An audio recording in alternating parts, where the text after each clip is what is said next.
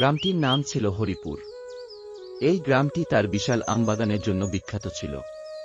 কিন্তু সেই আমবাগান সম্পর্কে কিছু গল্প প্রচলিত ছিল।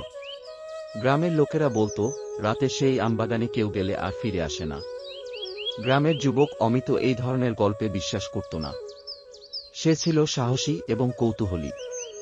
তার বন্ধুদের সঙ্গে সে সিদ্ধান্ত নিল যে তারা রাতের বেলা আমবাগানে যাবে এবং সত্য উদ্ঘাটন করবে।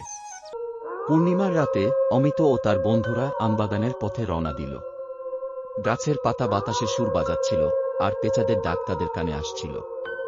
বাগানের গভীরে ঢুকে তারা শুনল, যেন কেউ ফিসফিস করে ডাকছে। হঠাৎ অমিত দেখল একটি গাছের নিচে সাদা ছায়ামূর্তি।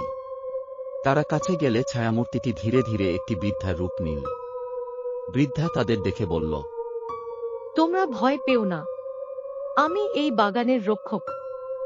তাহলে এতদিন এই বাগান নিয়ে এত গুজব কেন? অনেক বছর আগে আমি এই গ্রামে বাস করতাম। এই বাগান আমার খুব প্রিয় ছিল।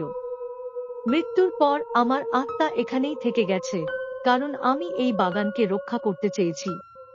কিন্তু আমি কাউকে কোনো ক্ষতি করতে চাই না। অমিত ও তার বন্ধুরা বুঝল যে এই বাগান তাদের কোনো ক্ষতি করতে চায় না। তারা গ্রামে ফিরে যায়। তারপরের দিন ওরা সবাইকে সত্যিটা জানাল। গ্রামের মানুষ এবার বুঝতে পারল, গুজবের পিছনে আসল সত্য লুকিয়ে থাকে, এবং অনেক সময় ভয়ের কোনো কারণ থাকে না।